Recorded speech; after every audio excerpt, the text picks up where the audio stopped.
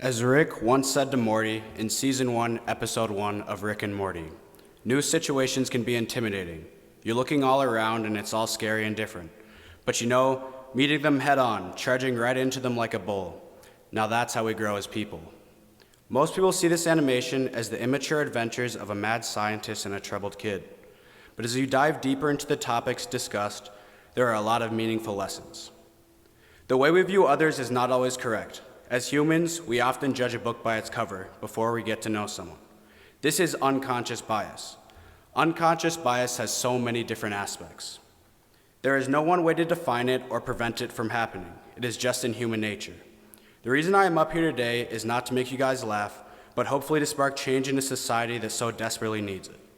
As I was forced into attending STA, I too had many negative thoughts, going from mohawks, Nike Elite socks, and neon shoes, to ironing pants that would barely fit, and shining shoes that were still going to scuff. This didn't sound very appealing. In addition, I didn't like the idea of a fresh start in an unfamiliar environment, with people I had never met before. I also wasn't ready to leave my close friend group at Egan High School, along with all the super cute girls. The thought of an all-boys military academy didn't sit well with me.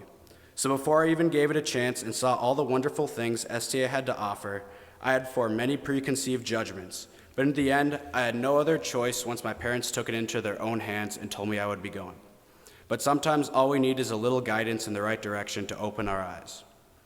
The first day of practice of the freshman football team, people were afraid of me, on and off the field. They were afraid to talk to the big black kid who looked like he was at the wrong St. Thomas. But I don't blame my classmates, because I wasn't very accepting of them either. Just ask Joe Vass. My mind was biased that none of these guys would ever replace my friends from Egan. So instead of coming in with an open mind, I tried to do what I could to have an awful time and tell my parents so I could transfer. But soon enough, I realized I would never be allowed the easy way out.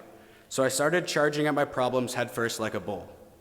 I began to make new friends and changed my perception of the academy. But this was not simply an end to how people viewed me. I could still always feel a judging gaze as people looked at me differently or expected something else from me. It is not easy being a minority in a predominantly white school. Everybody makes mistakes, and some kids say stuff that they don't mean, whether it's a racial slur, backhanded comment, or straight-up bullying. Although these things are not right, I believe everyone should understand that they are going to happen regardless. Because of this, everyone should educate themselves on how to handle situations like these and how they can better themselves and help reduce these instances in the world.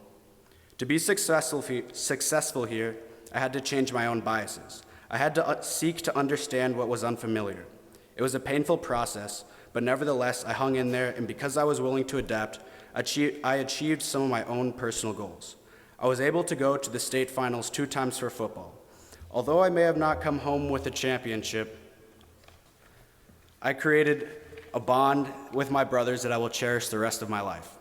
I'm now looking forward to applying to colleges I never thought I had a chance of getting into, but thanks to the academy I can.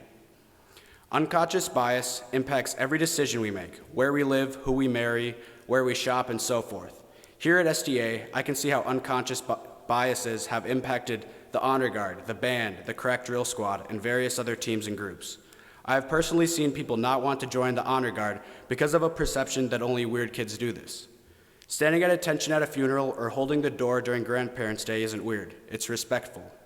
I have seen kids on the crack drill be ostracized because of things that may have happened over a decade ago but are not currently happening. This limits the potential for growth in our community. This limits the opportunity for each cadet to contribute in a way that is satisfying to what his goals are. African Americans have been enslaved, ostracized, and faced many acts of violence and discrimination against them since 1619. Along with them are many other groups, races, and classes of society. Most recently, everyone is familiar with the murder of George Floyd in Minneapolis. This has sparked tensions across the nation and the world against a flawed police system. Some may be saying, why is everyone glorifying George Floyd? He wasn't a good guy. Unfortunately, this particular murder was front and center on video and showed the history of police brutality against black people, and the world had enough.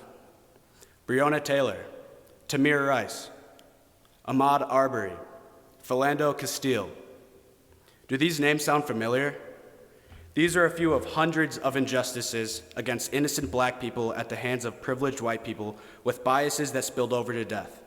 Did they really deserve to die? For what cause? Situations like these should not be taken lightly, and every single one of you should strive to become educated so you can take a stand against these injustices and make an impact for change. Our current situation in the world is filled with political conflicts as well as racial turmoil. Because of this, everyone should be doing what they can to educate themselves and not remain in the dark in these situations.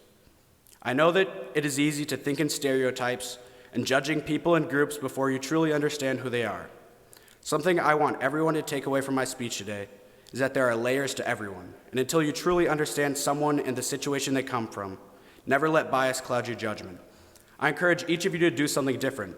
Perhaps read an anti-racism book, listen to an educational podcast on systemic racism, volunteer in a community that doesn't look like you, seek to understand cultural differences and how to be more inclusive, or maybe mentor someone who comes from a different socioeconomic background than you. I challenge you today to not just carry on with your day after this speech, but instead, think about your part in society and what you can do to improve it, and then act on it. Thank you.